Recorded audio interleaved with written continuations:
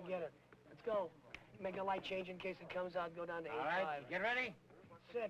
Let's go. Oh, shit. Go ahead. Roll it. Go, fellas. Here comes speed. Get the boat going. Get him going. Cut. Well, we had 8 people in the picture. There's a truck. Print that. It was very good. Jerry, is the camera here safe? I'll get speed from Jordy here, and I'll get speed from Connie over on the fourth camera. And then I will say action. I always have a terrible feeling, because this is only a rehearsal. Somebody didn't get the message. And... I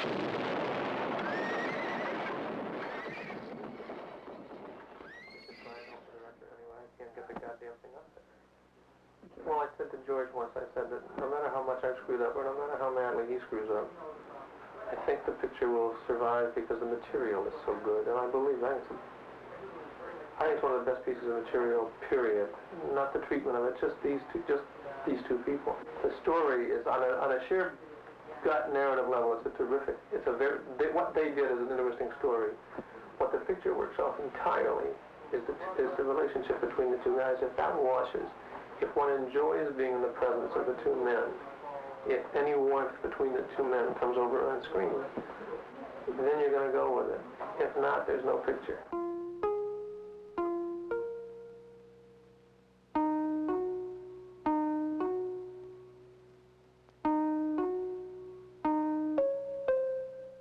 There are different kinds of leaders. Some lead because they're more aggressive, some because they're smarter, some just by the force of their personalities. I don't know exactly how he did it, but he led and controlled the most vicious gang in the West at that time, and still he remained the most affable and good-natured outlaw in frontier history. Everybody liked him, even the Pinkerton men.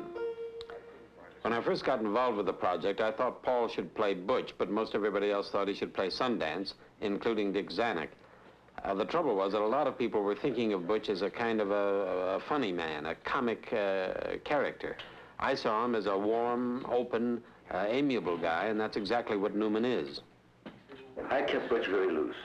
There are some characters that you keep tight. I mean, you have a very tight rein on it. For instance, I kept Cool Hand Luke very loose. I kept the Hustler very tight. I kept Hud very tight. But I felt for Butch I wasn't going to make any judgments about it, and just use a good deal of myself in the part. Gentlemen, thank you very much. Wrap it up. Now hold it, boys. One thing.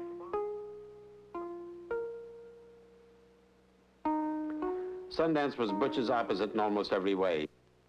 He was a deadly killer, a man of sudden violences and titanic drunks. He had no friends, really, except Butch, and the extraordinary thing was the closeness of their friendship and the fact that it lasted all their lives. I wanted Bob on the picture from the beginning. He's a tremendous acting talent. He's also a very independent, hard-nosed Mick who goes pretty much his own way. These were qualities that worked very well for Sundance, including a genuine warmth under a very cool exterior. There was a reason why he was the fastest gun in the West at that time, because he used his guns a lot. He's aloof, he's a loner, somewhat sullen, and to the outsider, he is a very distant kind of guy, maybe even a bit schizoid. I was interested in, more than anything, in the relationship between the two guys. I thought it was unique, fun, good. You see a lot more warmth. Actors can sometimes be a terrible pain in the ass with their jealousy of each other, but on this one, even though they didn't know each other before they started, Bob and Paul consciously established a relationship that was excellent. It included Redford's having to laugh at all of Newman's god-awful jokes, and Newman had to put up with Redford showing up anywhere from 10 to 15 minutes late all the time. But to have that kind of relationship off-screen is damned important because it'll show up on-screen as well. Sundance, when we're done, if he's dead, you're welcome to stay. Listen, I don't mean to be a sore loser, but when it's done, if I'm dead, kill him. Love to.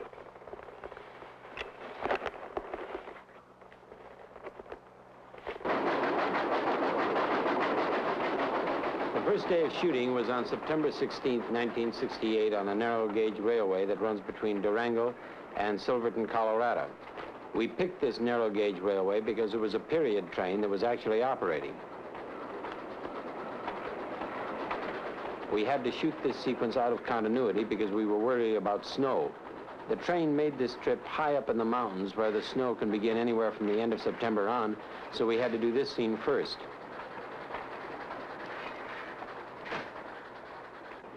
There are a lot of pressures on you in the first week. You've just arrived, as we did here, with 165 people. You're very aware that you're spending anywhere from $30,000 to $35,000 a day. The crew doesn't know each other particularly well, and everybody's a little bit nervous and out to prove themselves. If you're not careful, the whole thrust that first week can be to see how many setups you can get to prove to the moguls back at the studio that it's going to be a smooth operation. I try to avoid that trap by scheduling my first week's work very loosely, giving myself a normal half week's work to accomplish in one. But even then, I usually fuck up my first week's work anyway before I get into the swing of things. Pre-production rehearsal periods are very important, I think. Before we started shooting this scene in Durango, we'd already rehearsed for 2 weeks back at Fox. Still, on that first day's shooting, Paul reacted in an odd way. During the rehearsal, he'd been very relaxed and very easy as Butch. But when he started this scene outside the baggage car, he began doing things he'd never done before. He seemed for the first time to start playing it like a comic. He seemed to lose confidence in his whole rehearsal approach. In that particular scene, Bill writes with shut-off speeches, in other words, cut speeches. Well, the reason the speech is cut is because another character interrupts him. What that does is that imposes a rhythm on the actor. In other words, the scene propels the actor rather than the actor controlling or propelling the pace of the scene. And I couldn't understand what the hell was happening. There was a lot of discussion those first days as to whether this was a comedy or not. Actually, I don't think there's any difference between directing for comedy or directing for tragedy. I think the director and the actors have to go for the truth, the reality of a situation, and make it believable. If Paul Newman is in a funny situation and we believe him, we'll laugh. If he's in a tragic situation and we believe him, we'll cry. You don't play funny or play sad. You play real. He entrusted me.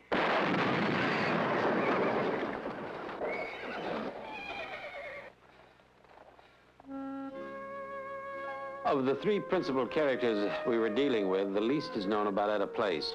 There's only one picture of her that we know about, and that was taken with Sundance at De Young's in New York when they went through there on their way to Bolivia.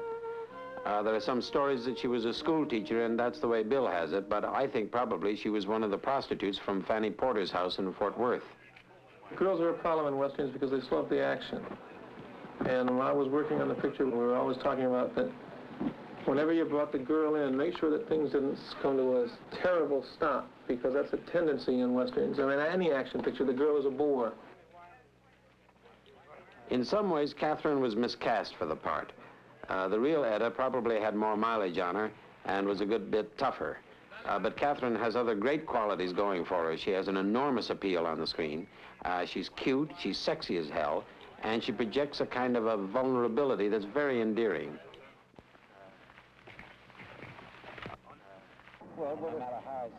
We shot Etta's first scene at Grafton, Utah, just outside Zion National Park. It was actually a deserted Mormon community with an abandoned adobe church, which we converted into a schoolhouse. In fact, the only house we actually constructed ourselves was this little place for Etta. We had it built so we could shoot outside as well as inside for the moment when Butch rides around the house. You are mine at a place. Mine. You hear me? Mine. All mine. Raindrops keep falling on my head, and just like the guy whose feet are too big for his bed, nothing seems to fit. Those raindrops are falling on my head, they keep falling. So I just did me some talking to the sun, and I said I didn't like the way he got things done, sleeping on the job. When Bill and I were working on the script, we decided on 3 separate musical sequences in the movie. One of the reasons for them was that Etta didn't have that much footage in the picture, and we wanted to create scenes without dialogue over which we could play music and just let Catherine and Paul or Catherine and Bob improvise their scenes. Catherine does that very well and very easily. In fact, I think the musical sequences project her character and her relationship with the guys as well, if not better, than the dialogue sequences.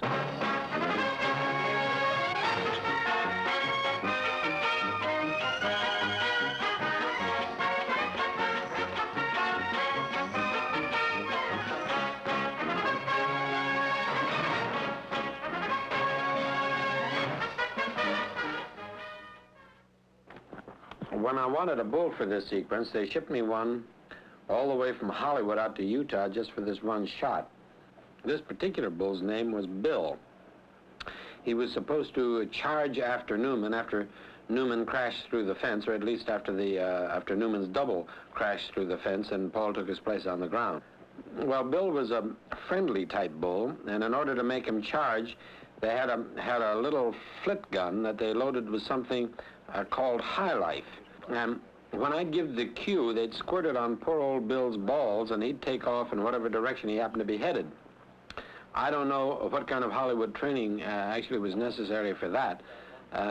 Maybe Bill's forte was that he just didn't turn ugly afterwards. He kept coming back for more without any noticeable change in disposition. The Airflex is not a sound camera. The bike sequence also provided our cinematographer, Connie Hall, with a chance to improvise. You can move it around easily. Before I started work on the film, I ran close to 50 Western movies all the way from William S. Hart to the present day. And of the outdoor photography in the recent ones, I thought the best was done by Connie.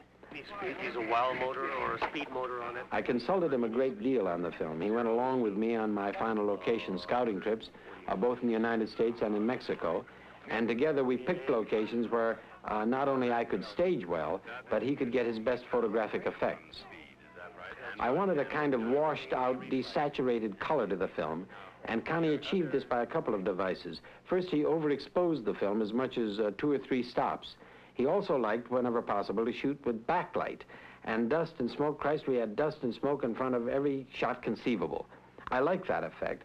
I've always thought it was much sexier to see a naked woman half-veiled than to stare at her ass dead on, and Connie felt that way about obscuring photographic images. Well, that's correct, because it's reflex. And on the other camera... We tried to shoot through things at the actors, and sometimes the actors objected in a pretty unsubtle way.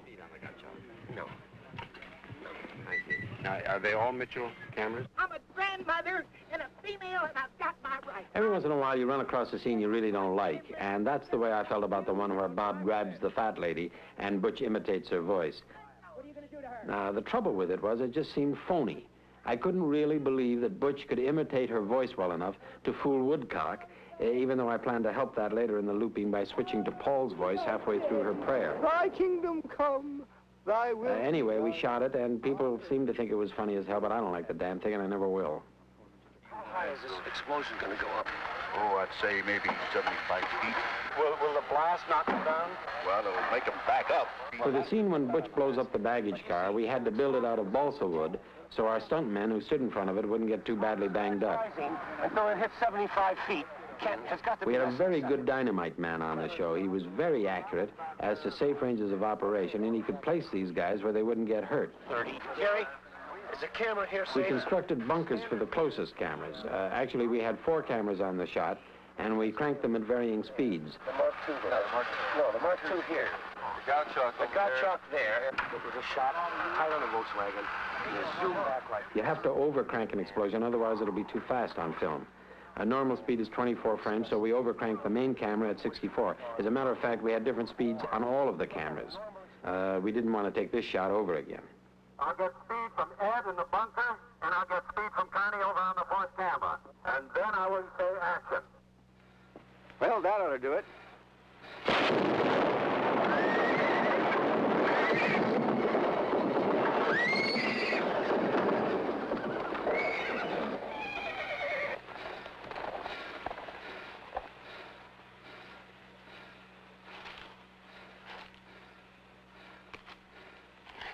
Think you used enough dynamite there, Butch? In the movie, immediately after the explosion, the money from the safe is supposed to be floating through the air, and we had to match the floating money on each one of our subsequent cuts. We had a huge Ritter fan concealed here behind the other side of the train, and we kept feeding fake money into it to blow it up into the air for those shots. It takes a lot of time to get the smoke pots and the floating money and the actors all coordinated for each shot, and individual matching takes like this can prove very costly.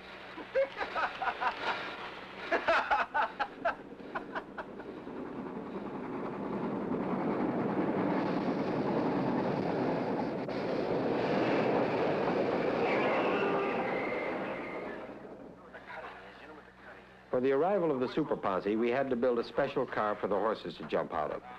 It's 3 feet higher than normal, so the guys riding the horses wouldn't get decapitated on the jump out. Also, the only way the horses could get a dynamic bursting out of the car would be if they had a little run at it. So we built this ramp on the far side of the car, and we opened up both doors so the horses could run up the ramp on one side and out through the open door on the other. It was a dangerous shot and cost us over $1,000 per jump for the stunt riders to do it. So we had several cameras for each jump, so we wouldn't have to do it too often. We shot it, of course, so you don't see the open door on the other side, and it just looks as if they're pouring out of a closed boxcar.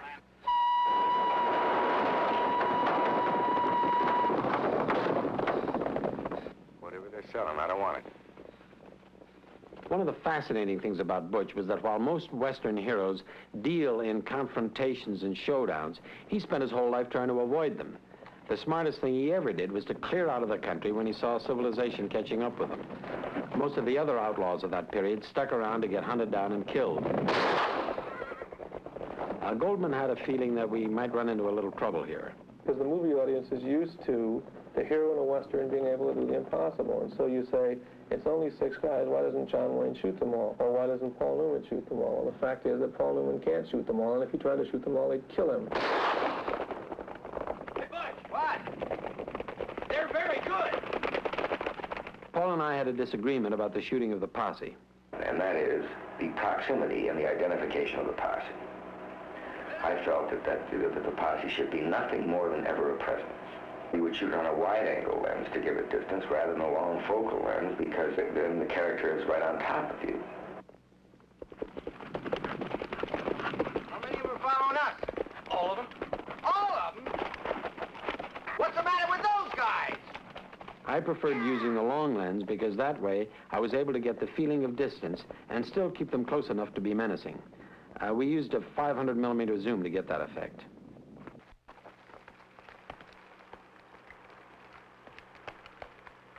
Damn it! We shot the very end of the chase along the Animas River Gorge in Durango. Well, the way I figure it, we can either fight or give. If we give, we go to jail. No, we'll jump.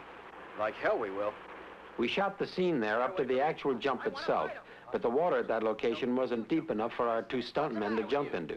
So we constructed a platform just off the edge of the cliff, and Paul and Bob jumped on it at the end of their scene.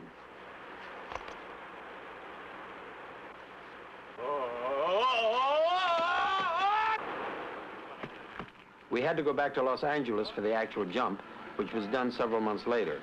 We went out to the Fox Ranch at Malibu, and we put our 2 stuntmen up on top of this 70-foot crane.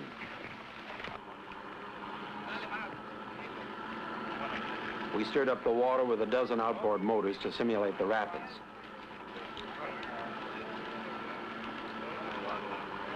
Bill Abbott, who's the head of Fox's Special Photographic Effects Department, had this glass painted to look like the cliffs around Durango. He set up the camera to shoot the stuntmen through the glass and pan them down to where they hit the water. Here, our 2 stuntmen jump off the crane at Malibu. You'll notice they're going across the screen left to right. This is how that shot looked in production, after it was photographed through the glass, flopped to change direction, and cut into the end of Paul and Bob's scene.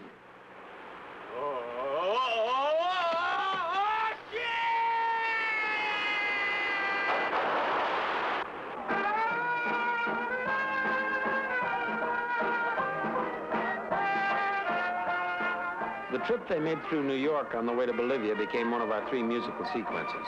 Originally, it was to be done in live action like the bike sequence, and I wanted to shoot it at the Fox studio where they'd built a magnificent New York street for Hello, Dolly. But since our release date was before Dolly, Zanuck didn't want us showing the street to the public before Dolly did. So I decided instead to make the sequence out of old still photographs of New York during the late 1890s. We took still pictures of our stars at various spots on the Dolly Street. Then we cut them out and we pasted them into old photographs so they would actually seem to be a part of the period pictures themselves.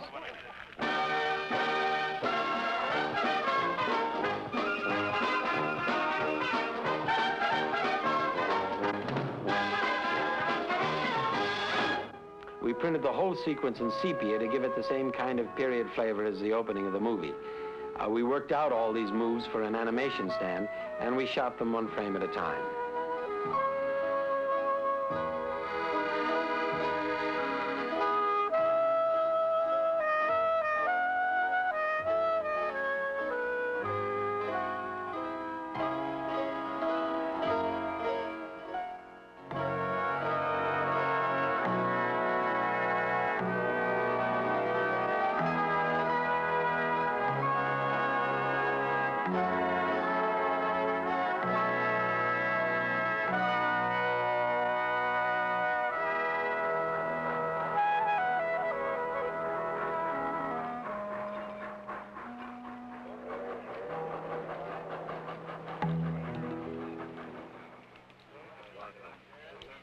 We shot most of our Bolivian sequences in Tlayacapan, Mexico, about 30 miles south of Cuernavaca.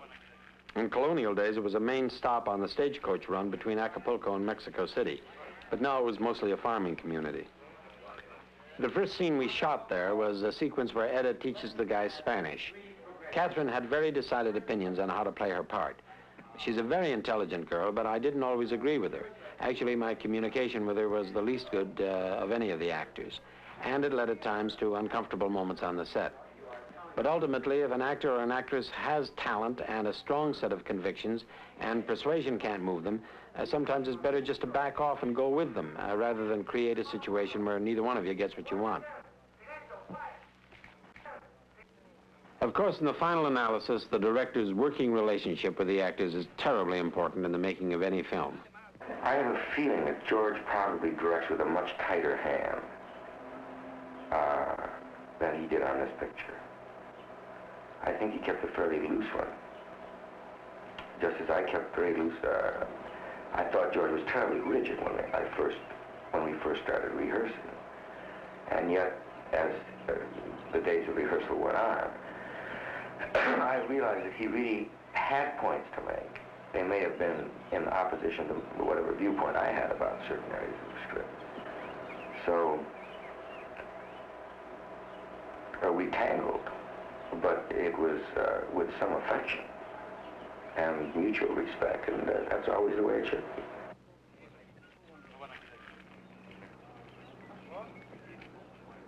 Well, the smartest man I've ever worked for. But the things I like him most for are his perversities. He's a fighter, and I think there are too few fighters left. And unless you have a few fighters around, why, there are going to be nothing but compromises.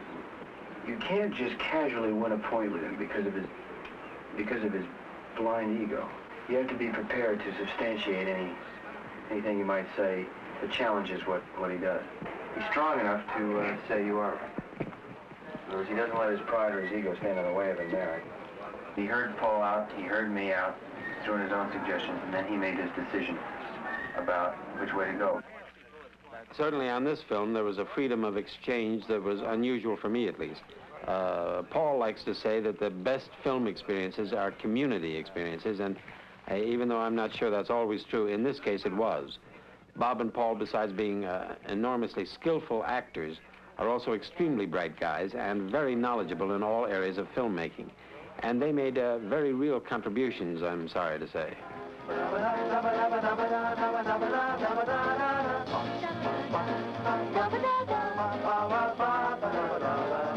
The Bolivian bank robbing montage was the third of our musical interludes. Actually, we have less than 12 minutes of music in the whole picture. I don't like scoring dialogue scenes, and we didn't, except in one instance of the campfire scene when Etta leaves. All of the rest of the music in the picture was in these musical sequences.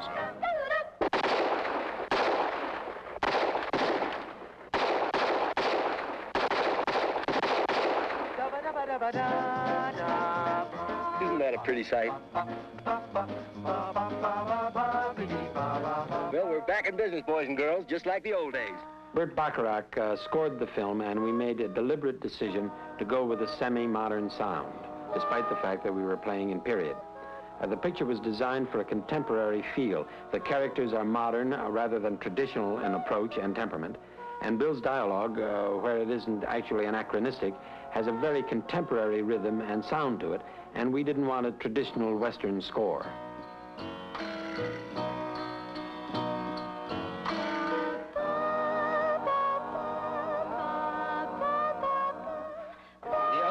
about the location of the... We had a hell of a time finding the location for the bloodbath sequence. We finally found this spot just outside Teppett's land. It suited my staging needs okay, but Connie didn't like it because it was in pretty flat light most of the time. And on top of that, the mountains cast deep shadows in the morning and evening, so our shooting time was cut down. Occasionally, a director can fuck himself up by reaching for an unusual effect at the expense of a scene. My original concept for the bloodbath scene was quite a lot different from the way it turned out. Slow motion camera, 4 times normal, under crank camera. The point of the whole scene, of course, is the effect that the massacre has on the guys, and particularly on Butch, and the ironic fact that in going straight, he's had to kill, which is something he never had to do as an outlaw. And to ghost out the... I wanted to achieve a very special effect in the killing. I wanted to have the bandits hit and fall in a series of overlapping images in which they'd seem to be falling out of themselves.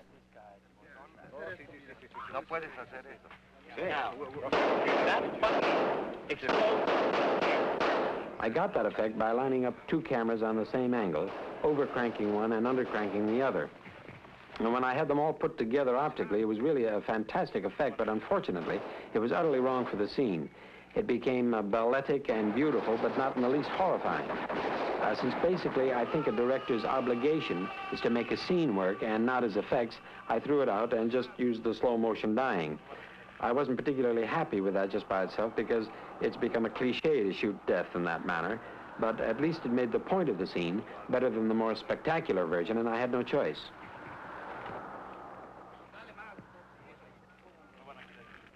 Most of the time I go into a sequence knowing generally what I want in staging and setups, but still keeping as fluid as possible. But in a complicated action sequence, such as our shootout here in the end, I think you have to work it out very specifically in action and camera angles, or you'll get hopelessly messed up in the cutting room later on. I spent the Sunday before we shot this scene out on the location along with our second unit director, Mickey Moore, and our art director, Phil Jeffries, planning the staging and the camera angles shot for shot. As we worked our way through it, I also wrote down the cutting pattern I plan to use later in the editing room, and Phil drew out a visual continuity guide for camera position and for moves.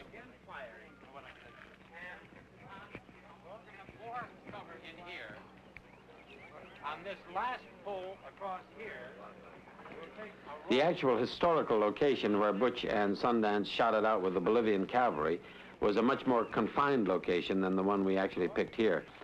You can't follow the script very closely when you come to an action situation like this. You have to invent your activities to take advantage of the location you've got. In this case, in order to give our guys some cover on their dash across the courtyard, we turned this little square into a marketplace, and we put these stalls all around the sides so we could give Paul and Bob someplace to dive and to take cover. When the actors came on the set the first day of shooting the scene, we went through the entire sequence and discussed the action. Rehearsal period on this kind of scene can take anywhere from 3 to 4 hours or more, making sure that the actors and your key men know exactly where you're all going. But even within the context of a specifically laid out scene such as this one, you try to keep as loose as possible. If you have really inventive actors like Bob and Paul, they often can come up with an idea that's better than yours, or at least can trigger you onto something else, and you've got to keep yourself in a position to take advantage of it. At the same time, practically speaking, I personally have got to have the security of a blueprint of the scene in my pocket, because having a whole crew standing around at the rate of close to $5,000 an hour while you're doing your homework on the set is a kind of a luxury that pictures just can't afford anymore. Another thing about Paul and Bob that I've almost never run across with major stars before was their willingness, actually their eagerness to come in and rehearse on their days off. We did that on many occasions throughout the film so that we wouldn't waste valuable crew time while we were working out our scenes. But on this kind of an action situation, the crew has to be there to plan the special effects details as you go along.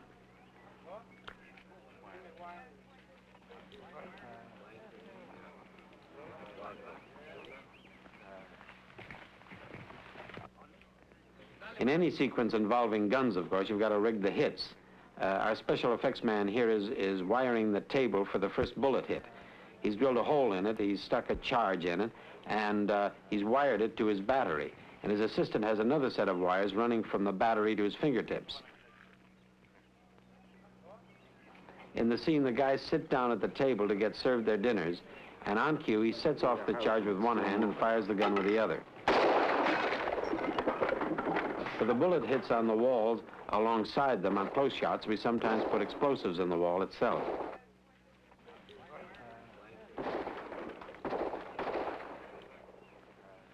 But mostly we use these air guns fired by special effects crew off camera.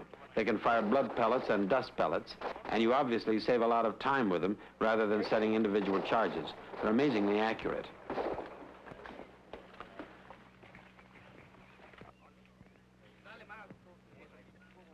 A difficult and dangerous part of this sequence was getting Paul riding between the horse and the mule across the square.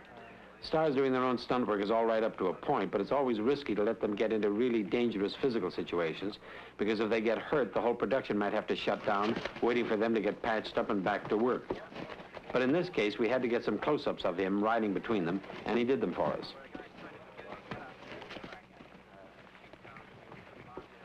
For the wider shots, we were able to use Jimmy Arnett, Paul's stunt double.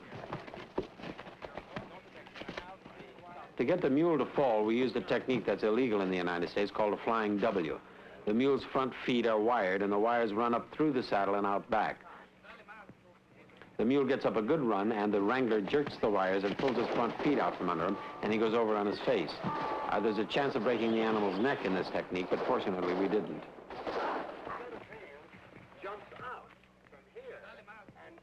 Gunfights in westerns are always phony because the heroes shoot endlessly without reloading. So in laying out this sequence, I incorporated several definite times when Bob actually had to stop and reload before he went on, and I made a special point of them.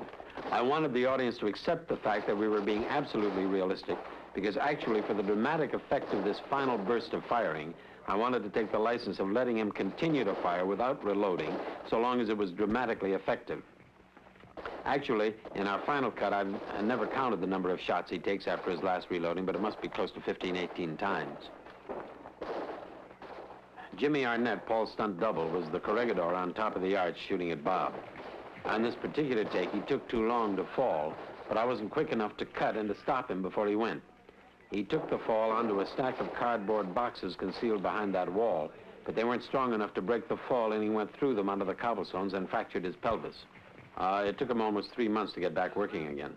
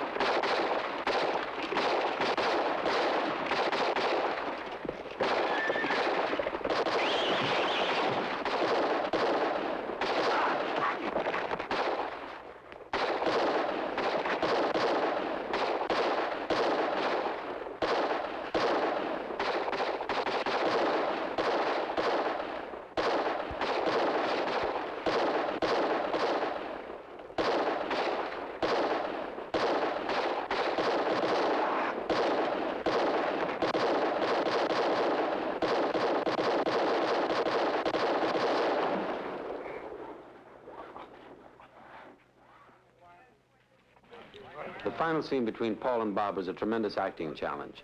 In the dialogue itself, there is no reference to the fact that they've been terribly wounded, that they're in pain or anything except their usual bantering relationship.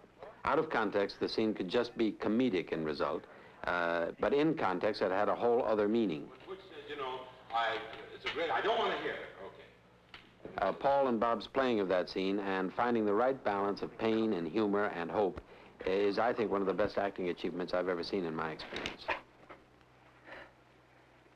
got a great idea where we should go next. I don't want to hear it. Change your mind when I tell you. Shut up. Okay.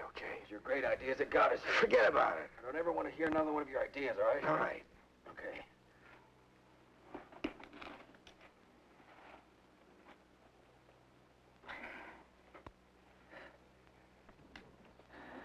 Australia? I figured secretly you wanted to know, so I told you. Australia. That's your great idea. Oh, boy, it's the latest in a long line. Australia's no better than here. Oh, that's all you know. Name me one thing. They Name me speak one English thing. in Australia. They do? That's right, smart guys, so we wouldn't be foreigners. They got horses in Australia. Hell, they got thousands of miles we could hide out in. A good climate, nice beaches. You could learn to swim. No, swimming isn't important. What about the banks? They're easy. Easy, ripe, and luscious. The banks or the women? Well, once you got one, you got the other. It's a long way, though, isn't it? Ah, everything's got to be perfect with you. I just don't want to get there and find out it stinks. That's all. At least think about it. All right. I'll think about it.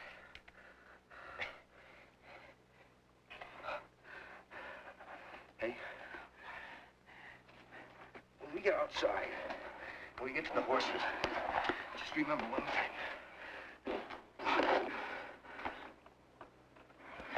Hey, wait a minute.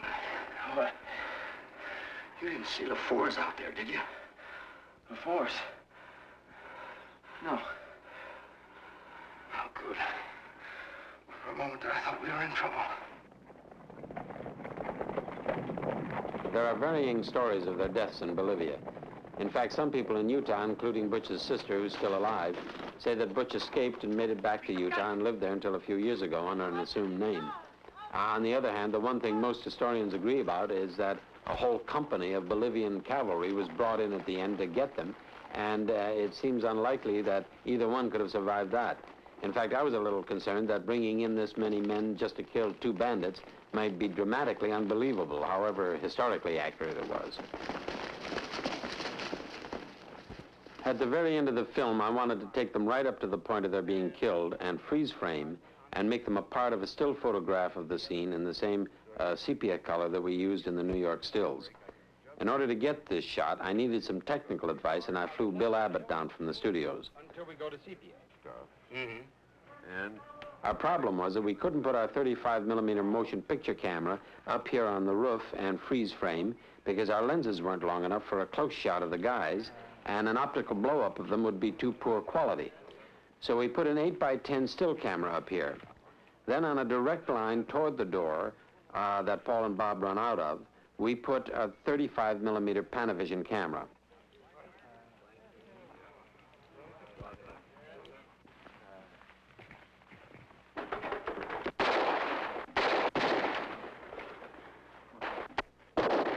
First, we made several quick takes of Paul and Bob running out towards camera and shooting. Then we removed the motion picture camera and took a still shot of the whole set with nobody in it. This had to be done quickly so that the shadows on the closer 35mm shot would match the wider still photograph. Then back at the studio, we froze the 35mm action as they came running out, took this last frozen frame, bled all the color out of it down to a sepia, and pasted it into a blow-up of the 8x10 still of the set. Then we rephotographed it on an animation board, pulled back to reveal Paul and Bob now as a part of a still photograph of the whole scene.